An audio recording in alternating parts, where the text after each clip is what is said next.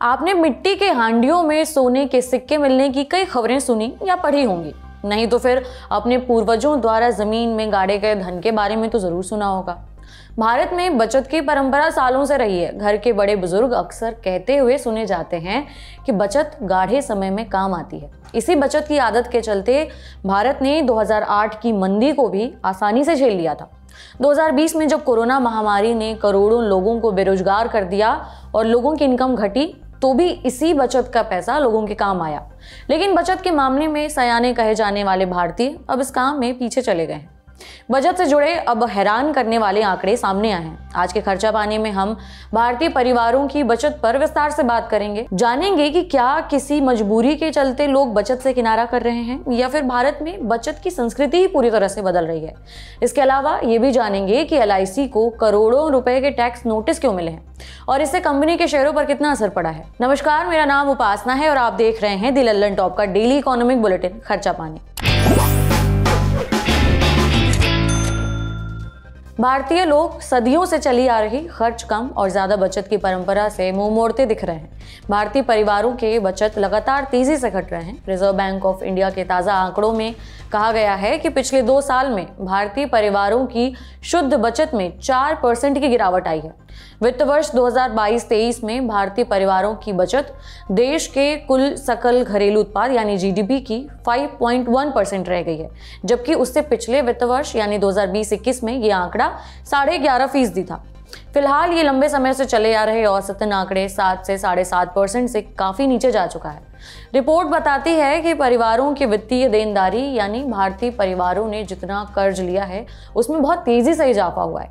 वित्त वर्ष 2022-23 में भारतीय परिवारों द्वारा लिया गया कर्ज अब बढ़कर GDP के 5.8% पर पहुंच गया, जो वित्त वर्ष 2021-22 में 3.8% था। कर्ज बढ़ने की वजह से भारतीय परिवारों की बचत बहुत तेजी से कम हुई है।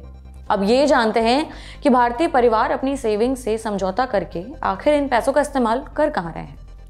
रिजर्व बैंक की रिपोर्ट बताती है कि भारतीय परिवार अपनी बचत का इस्तेमाल प्रॉपर्टी खरीदने और गाड़ी वगैरह जैसी चीजों को खरीदने में कर रहे हैं।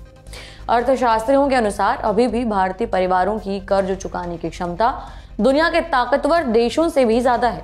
रिपोर्ट के अनुसार भारत का डेट सर्विस रेशियो मार्च 2023 में 6.7% था। अमेरिका में यही आंकड़ा 7.8%, जापान में 7.5%, ब्रिटेन का 8.5%, कनाडा का 14.3% और कोरिया में 14.1% है। दुनिया के कई उभरते देशों से भी भारत की स्थिति इस मामले में काफी बेहतर है।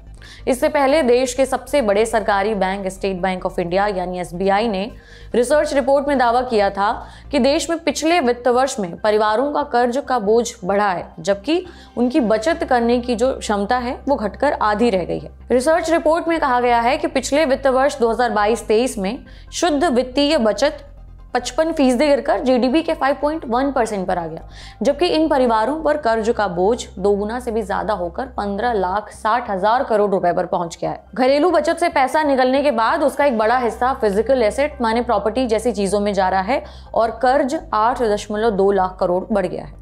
इनमें से 7.1 लाख करोड़ रुपए होम लोन और अन्य रिटेल लोन के रूप में बैंकों से लिया गया है। SBI की रिपोर्ट बताती है कि पिछले 2 सालों में भारतीय परिवारों को दिए गए रिटेल लोन का 50% से ज्यादा होम, एजुकेशन और कार खरीदने में खर्चा हुआ है। हालांकि वित्त मंत्रालय ने घरेलू बचत के कई दशक के निचले स्तर पर पहुंचने को अर्थव्यवस्था में संकट का संकेत मानने से इनकार कर दिया था। वित्त मंत्रालय ने सोशल मीडिया प्लेटफॉर्म X पर एक बयान जारी कर कहा था, भारतीय परिवार अब पहले की तुलना में कम संपत्ति जोड़ रहे हैं। उन्होंने घरों और गाड़ियों जैसी संपत्ति खरीदने के लिए लोन लेना शुरू किया है, जो संकट का संकेत नहीं है। ये तो भविष्य में रोजगार में भरोसा दिखाता है। उनको लगता है कि उनकी इनकम बढ़ेगी, इसलिए वो कर्ज ले रहे हैं। अब एक और जरूरी खबर की बात करते हैं। देश की सबसे बड़ी बीमा कंपनी LIC से जुड़ी एक बड़ी खबर आई।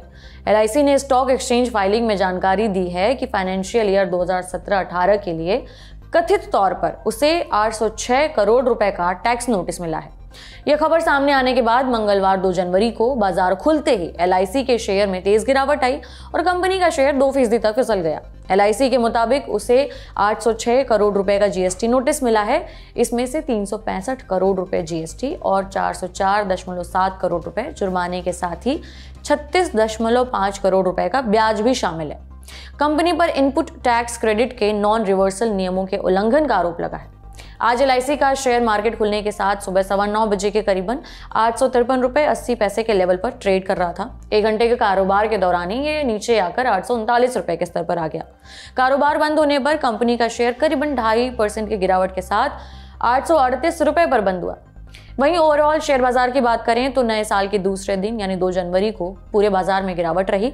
मंगलवार को सेंसेक्स करीबन 380 अंक टूटा और 71,892 के लेवल पर बंद हुआ, जबकि निफ्टी 76 अंकों के नुकसान के साथ 21,666 के स्तर पर बंद हुआ है।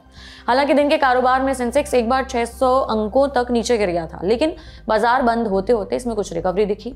आज बैंकिंग, IT और मेटल शेयरों में ज्यादा गिरावट रही। सेंसेक्स के 30 में से 22 गिरावट के साथ और 8 तेजी के साथ बंद हुए हैं। इससे पहले नए साल के पहले कारोबारी दिन यानी 1 जनवरी को सेंसेक्स में 31 अंकों की तेजी दिखी थी और ये 72,271 के स्तर पर बंद हुआ था। ये था आज का खर्चा पानी। ये बुलेटिन लिखा था हमारे साथी प्रदीप यादव ने। आप अपनी राय यहाँ कमेंट बॉक्स में जरूर दें। अगले एपिसोड तक अपना ख्याल रखें। शुक्रिया।